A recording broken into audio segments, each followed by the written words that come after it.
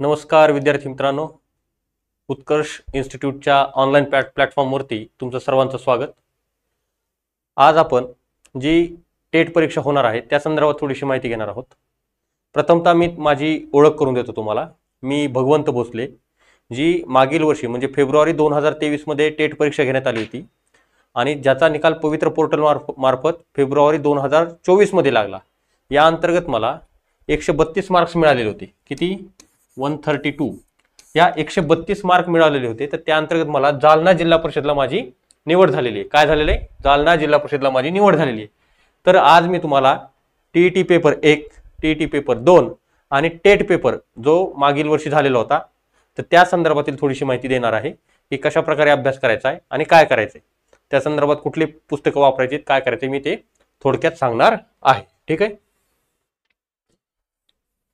तर बघूया की आपला आता नेमकं काय आपल्याकडे सिलेबस काय आहे किंवा काय दिलेलं आहे आपल्याला। तर आपल्याकडे टीईटीचे 2 पेपर आहेत। बघा, टीईटी काय आहे? एक आणि दुसरा आहे टीईटी 2।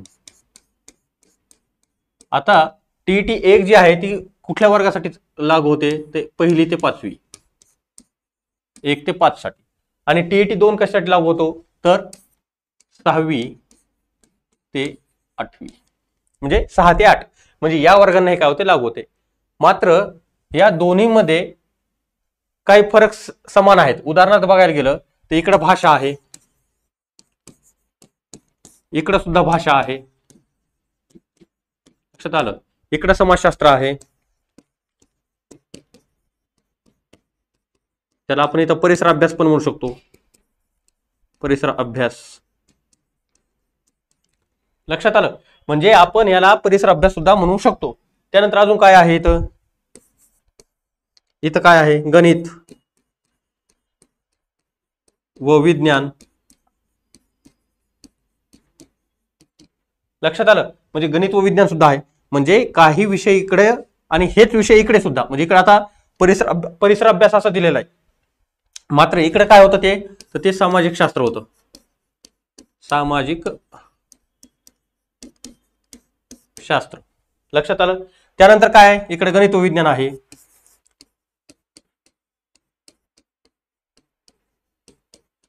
गणित व विज्ञान आहे। लक्षात आलं? त्याचबरोबर अजून कुठला विषय आहे आपला? बालमानसशास्त्र, महत्वाचा विषय आहे बालमानसशास्त्र।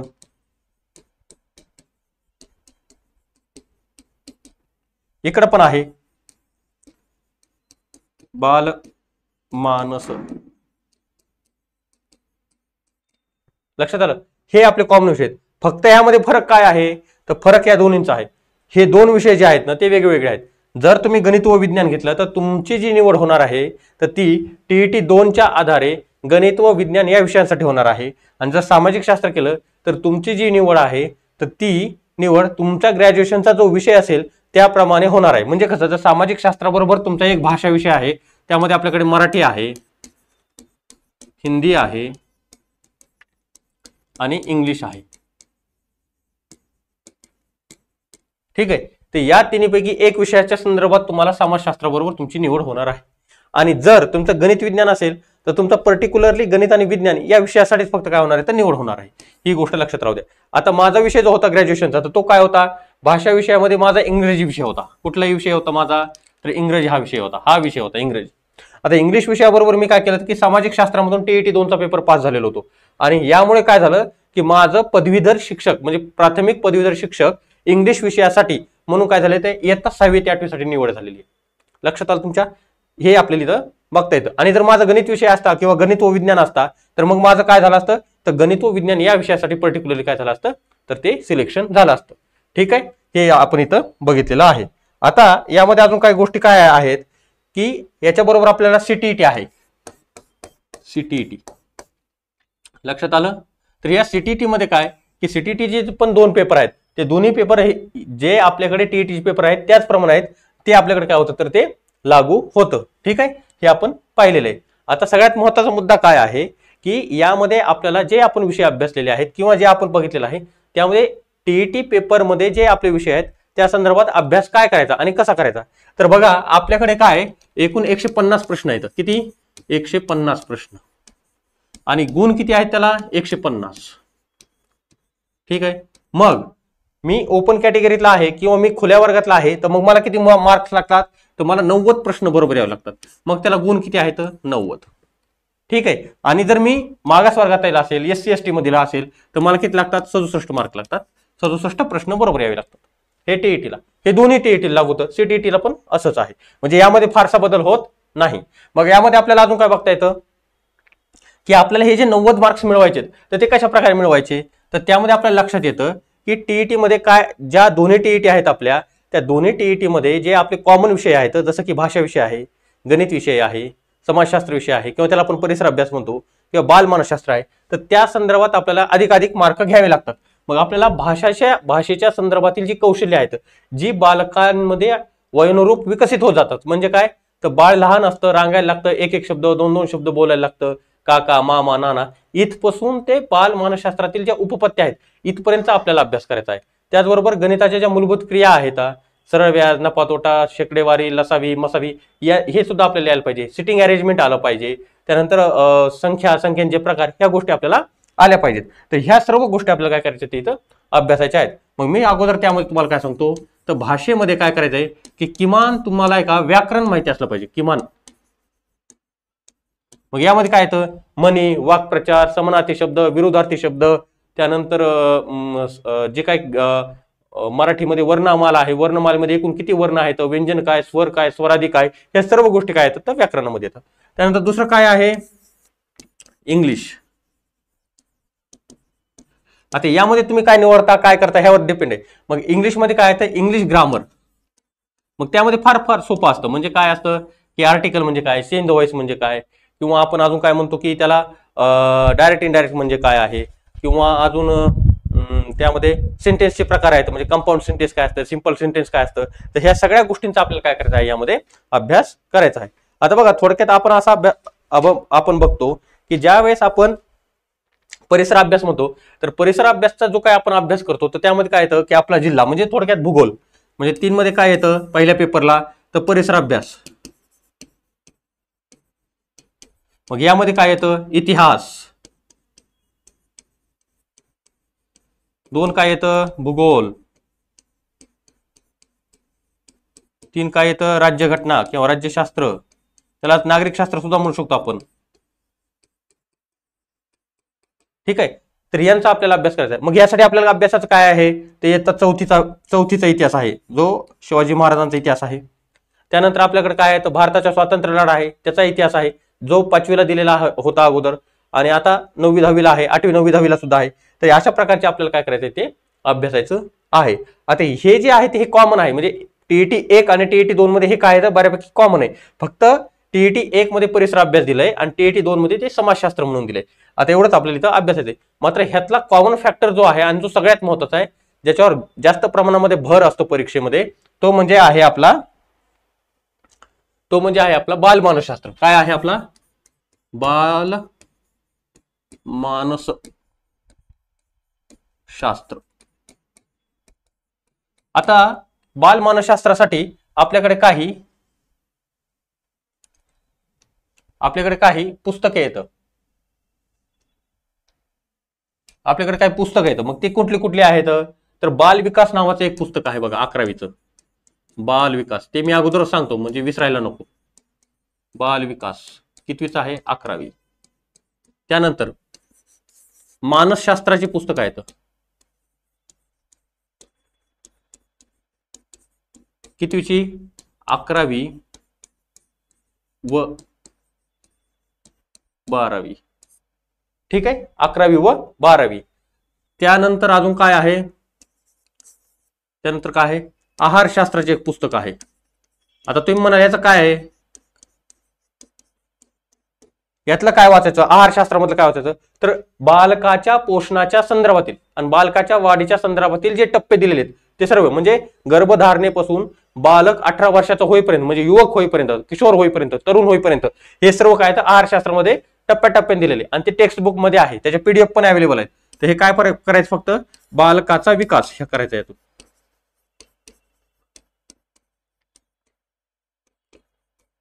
बालकाचा विकास आणि याच्या जोडीला अजून काय करायचं, तर याच्या जोडीला अजून काय करायचं आहारशास्त्रामधून, की कुठला न्यूट्रिएंट, कुठले विटॅमिन, कुठलं काय प्रोटीन्स कशा प्रकारे घेतले तर काय होतं, म्हणजे ह्यामध्ये काय येतं, तर काय येतं पोषण. ह्या दोनच गोष्टी करायच्या, एक काय बालकाच्या विकासाचे टप्पे आणि दुसरं काय पोषण, एवढ्या दोनच गोष्टी यामधून करायच्या. तर ही महत्वाची पुस्तक आहेत. मानसशास्त्रामध्ये जे 11वी 12वीची पुस्तक आहेत त्यामध्ये आपल्याला काही महत्वाचे मानसशास्त्र दिलेत, शास्त्रज्ञ दिलेत, त्यांनी लिहिलेल्या पुस्तकांची नावं दिलेत, त्यांनी ज्या उपपत्त्या मांडल्या, थ्योरीज मांडलेल्या आहेत, तर त्या थ्योरीजच्या किंवा त्या उपपत्त्यांची माहिती दिलेली आहे. मग त्या कशावरती केल्या, कुठल्या प्राण्यावरती केल्या, कबुतरावरती केली, चिंपांजी माकडावरती केली, मांजरावरती केली, अजून कशावरती, कुत्र्यावरती केलं, तर हे आपल्याला काय करायचंय, अभ्यासायचं आहे. आता मी इतकं तुम्हाला सांगितलं म्हणजे ते तुम्हाला मानसशास्त्र कळले असतीलच, म्हणजे अशा प्रकारचा आपल्याला त्यामध्ये अभ्यास करायचा आहे. त्याचबरोबर काय कॉग्निटिव्ह थिअरी आहे, म्हणजे त्याला आपण काय म्हणतो की उद्दीपित करून किंवा आपण काय म्हणतो की अवबोधात्मक उपपत्ती, अशा प्रकारच्या पण उपपत्त्या त्यामध्ये आहेत. हे काय होतं आपल्याला ह्या मानसशास्त्रा संदर्भात एवढं आपल्याला अभ्यास येते. आता ही सर्व पुस्तकं जशाच तशी पूर्णच्या पूर्ण रेफर करायची का नाही, तर आतापर्यंत आपल्याला जी प्रश्न विचारलेले आहेत आणि ज्या प्रकारचे प्रश्न आपल्याला आलेले आहेत ते आपल्याला बघायचं आहे. मग त्यासाठी आपल्याला मार्केटमध्ये टीईटीच्या पेपरच्या संदर्भामध्ये जे मटेरियल अवेलेबल आहे त्या मटेरियलचा आपल्याला अभ्यास करावा लागेल. मग ज्या पुस्तकांमध्ये चांगल्या प्रकारे सर्व प्रश्नपत्रिका मागील येऊन गेलेल्या प्रश्नांच्या संदर्भात कंपाईल केलेल्या आहेत त्या सर्व काय करायचे का आपल्याला अभ्यासायच्यात आणि त्याचे अनालिसिस करून याच्या नोट्स तयार करायच्या आणि मग काय करायचं की यामधून काय करायचं की मार्क्स गेन करायचे. ओके, हे आपल्याला काय बाल मानसशास्त्राच्या संदर्भात एवढं आपण सांगू शकतो. मग काय आहे, हा टॉपिक जो आहे का तो पाठांतराचा टॉपिक आहे आणि या टॉपिक मधून तुम्ही एका चांगले मार्क्स घेऊ शकता. कारण कसं आहे की जे इतिहास आहे किंवा भूगोल आहे किंवा भाषा विषय आहे यामध्ये नेमकी ती काय विचारतील हे सांगू शकत नाही.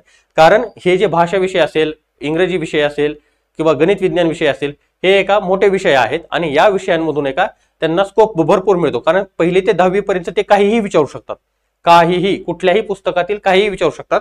त्यामुळे काय करायचं की हे जे बालमानसशास्त्र आहे यावरती 30 प्रश्न येतात, त्यातले किमान 25 प्रश्न आपले आलेच पाहिजेत. अशा प्रकारचं आपलं काय पाहिजे तर ऍटिट्यूड पाहिजे किंवा आपण तशा प्रकारचं काय केलं पाहिजे, तयारी केली पाहिजे. म्हणजे काय होतात की आपल्याला भरपूर मार्क्स येतात. आता मी माझ्या संदर्भात सांगतो तुम्हाला की मागील वर्षी जी टेट झालेली होती त्या टेटमध्ये एकूण टेट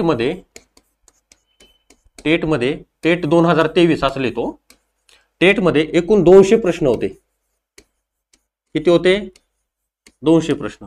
वेळ किती होता, 2 तास, म्हणजे किती 120 मिनिट. ठीक आहे, म्हणजे आपल्याला इथं काय लक्षात येतं की 200 मिनिटांमध्ये 200 प्रश्न आपल्याला 120 मिनिटांमध्ये सोडायचे. म्हणजे तुम्ही रेशोवर विचार करू शकता की आपल्याला किती सेकंद मिळतात. साधारणतः फार तर आपल्याला 35 सेकंद एक प्रश्न सोडवण्यासाठी मिळतात. किती, 35 सेकंद.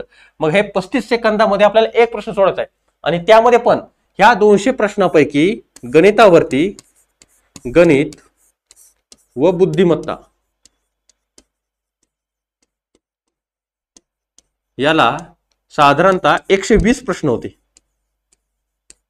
किती, 120 प्रश्न. आणि उर्वरित जे प्रश्न होते तर ते साधारणतः 80 प्रश्न जे होते तर ते प्रश्न हे तुमचा भाषा, तुमचं मानसशास्त्र, तुमचं समाजशास्त्र आणि या विषयांशी निगडीत असलेल्या चालू घडामोडी, या म्हणजे भाषा, मानसशास्त्र, समाजशास्त्र याच्याशी चालू असलेल्या जे काही चालू घडामोडी असतील त्याच्याशी निगडीत असलेले प्रश्न होते. मग आपल्याला हा प्रश्न पडतो की आपण टीईटी मध्ये काय केलंय की मानसशास्त्राचा भरपूर अभ्यास केलेला आहे. मात्र इथं तर काय केलेलं आहे यांनी टेटमध्ये यांनी 200 प्रश्न दिले, 120 मिनिटं दिले, 35 सेकंद वेळ मिळतो. गणित व बुद्धिमत्ता हा विषय आहे आणि गणित व बुद्धिमत्ता हा 120 प्रश्नांना आहे. मग यापैकी आपले किती आले पाहिजे, तर यापैकी आपले 120 पैकी साधारण आपले 80 प्रश्न बरोबर आले पाहिजे. किती, 80 प्रश्न काय झाले पाहिजे, हे 80 प्रश्न आपले काय झाले पाहिजेत, बरोबर आले पाहिजेत 120 पैकी. अजून एक सांगतो, इथं वेळ हा फार कमी आहे. 120 मिनिट आहेत, 200 प्रश्न आहेत, 35 सेकंद सरासरी मिळतात. त्यातून आपण काय करायचं की आपण ह्या 200व्या प्रश्नापर्यंत म्हणजे शेवटच्या प्रश्नापर्यंत, एकूण प्रश्न किती आहेत तर 200, तर या 200व्या प्रश्नापर्यंत आपण जाण्याचा प्रयत्न करायचा. मध्येच आपण काय पेपर सोडवतोय, 120 मिनिटं संपले, आपला पेपर ऑनलाईन आहे, पवित्र पोर्टल अंतर्गत जे काही सिस्टीम जनरेट केलेली आहे, सिस्टीमने जनरेट केलेला पेपर आहे. ज्या वेळेला तुमचा शेवटचा सेकंद 120व्या मिनिटाचा शेवटचा सेकंद संपेल त्यावेळेला तुमची स्क्रीन आपोआप लॉक होते. त्यामुळं 200व्या प्रश्नापर्यंत जाण्याचा प्रयत्न करा. 5 मिनिटे जर अगोदर पोहोचला तर चांगलीच गोष्ट आहे. जे प्रश्न तुम्ही स्किप केलेले असतील, सोडून दिलेले असतील किंवा कुठेतरी तुक्का मारलाय आणि पेपरवरती नोट करून ठेवलंय की हा प्रश्न आपल्याला पुन्हा बघायचा आहे, 125वा प्रश्न, 127वा प्रश्न, तर तुम्ही त्या प्रश्नापर्यंत पुन्हा जाऊ शकता. लक्षात घ्या मला काय सांगायचंय. परंतु 200 प्रश्न तुमचे वाचून झाले पाहिजेत, हे सगळ्यात ह्यामधलं मोठं टास्क आहे. हा मुद्दा लक्षात ठेवा. एखादा प्रश्न नाही समजला, तुम्हाला माहिती आहे आपले 200 प्रश्न वाचून होत नाहीत, मात्र आपलं टार्गेट आहे की 200 पर्यंत पोहोचायचंय, तर तुम्ही तुक्का मारून पुढे जाऊ शकता. कुठलाही विचार न करता तुम्हाला जो पर्याय योग्य वाटेल 4 पैकी त्यापैकी एक तुम्ही काय करायचा, तुक्का मारायचा आणि काय करायचं, पुढे निघून जायचं. म्हणजे काय होतं की तुम्ही 200व्या प्रश्नापर्यंत जाता आणि 200व्या प्रश्नापर्यंत गेल्यानंतर तुमचे मार्क्स वाढण्याचे चान्सेस वाढतात. उदाहरणार्थ मी तुम्हाला कसं सांगतो की समजा 200 प्रश्न आहेत, मी आहे एक विद्यार्थी, मी पेपर सोडवतोय, पीसी समोर बसलोय, एक्झाम सेंटरमध्ये आहे आणि मी 200 प्रश्नापर्यंत गेलोच नाही, तर मी काय केलं की 150 प्रश्नांपर्यंत गेलो. किती? 150 प्रश्नांपर्यंत गेलो. परंतु माझे प्रश्न किती वाचायचे राहिले इथे, तर 50 प्रश्न माझे वाचायचेच राहिले. पुढे मला माहितच नाही नेमके प्रश्न कशाचे, मला माहितच नाही. मग जे 50 प्रश्न राहिले आणि ते जर 50 प्रश्नापैकी 20 प्रश्न हे सिटिंग अरेंजमेंटचे असतील किंवा क्यूबचे असतील किंवा आकृत्यांचे असतील, चिन्हांचे असतील आणि ते सोपे असतील की मी 10 सेकंदात 15 सेकंदात सोडवू शकत असेल, तर त्या 50 पैकी मला किमान 20 मार्क तरी पडू शकतात. 20 मार्क, लक्षात घ्या मी काय म्हणतोय, 20 मार्क पडू शकतात मला या 50 पैकी उर्वरित. म्हणून काय करायचं की 200व्या प्रश्नापर्यंत जायचं, मात्र एकही प्रश्न काय करायचा न वाचता स्किप करायचा नाही. हा सगळ्यात पहिला आणि महत्वाचा मुद्दा टेटच्या संदर्भात सांगतो. का? कारण आपण जर 50 प्रश्न आपले राहिले आणि पेपरची वेळ संपली आपल्या, तर आपल्याला जे हक्काचे 20 मार्क येणार आहेत ते येणार नाहीत. लक्षात आलं? त्यामुळे हे 20 मार्क जाऊ नयेत, किमान सांगतोय मी तुम्हाला, किमान हे 20 मार्क जाऊ नयेत.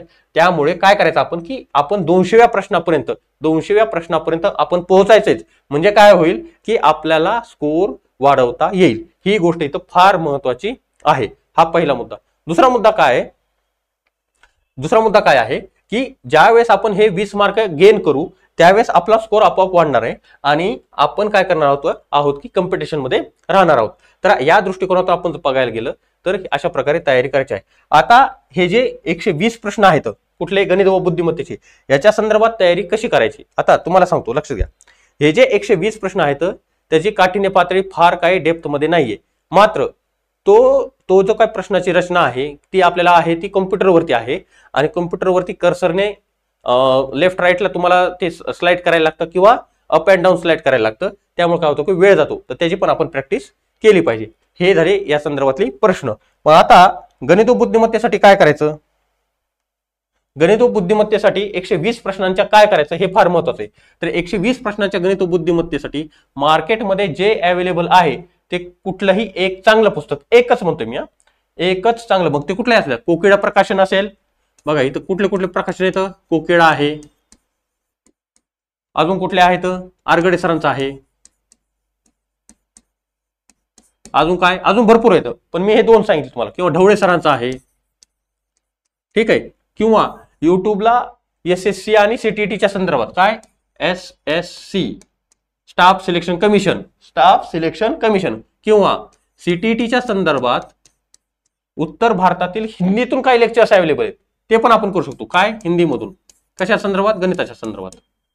लक्षात आलं, गणिताच्या संदर्भात हे करू शकतो. मात्र त्याची काठिण्य पातळी काय आहे ती आपल्याला ठरवता आली पाहिजे. आणि ती काठिण्य पातळी कशी करणार आहे आपल्याला, तर CTETचे येऊन गेलेले प्रिव्हियस इयर क्वेश्चन,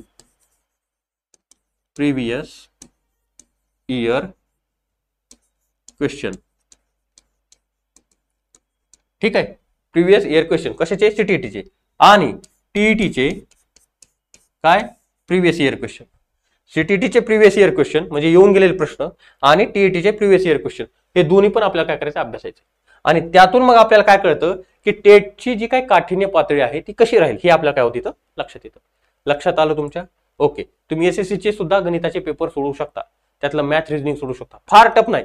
जे सुरुवातीचे पेपर असतात, प्रीचे पेपर असतात, पूर्वचे SSC पूर्वचे जे पेपर असतात ते तुम्ही सोडू शकता. CTETचे पेपर जे आहेत ते पण तुम्ही सोडू शकता, ठीक आहे. त्यासाठी क्वेश्चन बँक घ्यायची किंवा आपल्या क्लासमधून जे प्रश्न दिले जातील ते तुम्ही काय करायचे, सोडवायचे. अशा प्रकारे आपण काय करू शकतो कळू शकतो. आणि मग मराठीतून करायचं असेल तर कोकिळा प्रकाशनाचा आहे, आरगडे सरांचा आहे, ढवळे सरांचा आहे, किंवा अजून आर एस अग्रवाल आहे, सगळ्यात बेस्ट आहे आर एस अग्रवाल. ज्यांना जमतं इंग्लिश मधून किंवा ज्यांना हिंदी कळते त्यातली तर ते करू शकतात, आर एस अग्रवाल मधून पण करू शकतात. किंवा आपल्या इथं क्लास लावा, आपल्याकडे पण ऑनलाईन बॅच सुरू होणार आहे, त्यामधून पण तुमचं होऊन जाईल. किंवा युट्यूबला भरपूर मटेरियल अवेलेबल आहे, भरपूर, ते तुम्ही वापरू शकता. मात्र गणित व बुद्धिमत्तेला कमी पडायचं नाही. 120 प्रश्न येतं आणि 120 प्रश्नांना तुम्हाला किमान 80 बरोबर आणणं. 80 बरोबर येऊ शकतात तर येऊ शकतात. माझे 120 पैकी 79 बरोबर होते. किती? 79. आणि वरचे जे 80 आहेत त्या 80 पैकीच कमी आले, कारण तिकडचा अभ्यास झालेला नव्हता. हे लिटरली मी मनापासून सांगतो. तर मला तिकडे फक्त किती आले, तर तिकडे मला फक्त आले 43. तिकडे किती आले मला, तर 43. लक्षात घ्या. इथं जर माझा स्कोर वाढला असता तर माझे मार्क्स अजून वाढले असते आणि अजून चांगला स्कोर आला असता. मात्र गणित व बुद्धिमत्ता हा आपल्या हातातील विषय आहे, तो प्रॅक्टिसचा विषय आहे, तो आपण करू शकतो, ही गोष्ट लक्षात घ्या. आणि मानसशास्त्राच्या संदर्भात पण मी तुम्हाला सांगितलेलं आहे की 11वी-12वीचं मानसशास्त्रात पुस्तक घ्यायचं किंवा डीएडचं मानसशास्त्रात पुस्तक घ्या. अध्ययन अध्यापन पद्धतीच्या संदर्भात डीएडची जी पुस्तक होते ती बघा, किंवा जी पाठ्यक्रमामधील पुस्तक आहेत म्हणजे पोषणाशी संदर्भित, बालविकासाच्या संदर्भात, तर ते तुम्ही काय करू शकता, अभ्यासू शकता. एवढं मी इथं सांगतो. आता यामध्ये अजून एवढं पाहिल्यानंतर आपल्याला काय लक्षात येतं की मग आता हे जर ऑनलाईन पेपर होतात, मग ह्यासाठी आपल्याला कशा प्रकारे तयारी करावी लागेल किंवा काय करावं लागेल, तर ह्या सगळ्या गोष्टी आपण इथं अभ्यासू शकतो. जर तुमचे काही प्रश्न असतील, जर तुमचं काही अजून शंका असतील, तर तुम्ही एका ॲपवरती ॲप डाउनलोड करून त्यामध्ये विचारू शकता. तुम्हाला ऑनलाईन बॅच आहेत किंवा ऑनलाईन जे काय आपलं मटेरियल आहे ते पण काय होणार आहे, तर अवेलेबल होणार आहे. अशा प्रकारे काय करायची आपल्याला, आपण तयारी करायची आहे. चालतंय, आज आपण इथं थांबूया. मला असं वाटतं की तुम्हाला जी काही महत्त्वाची माहिती आहे ती मिळालेली आहे. त्यासाठी पुन्हा एकदा सांगतो की 200व्या प्रश्नापर्यंत जा, म्हणजे काय होईल की तुमचा स्कोर आपोआप वाढेल. ही गोष्ट लक्षात ठेवा. आणि गणिताची प्रॅक्टिस भरपूर ठेवा, कारण 35 सेकंदाचाच वेळ मिळतो. ओके, चालेल, थँक्यू.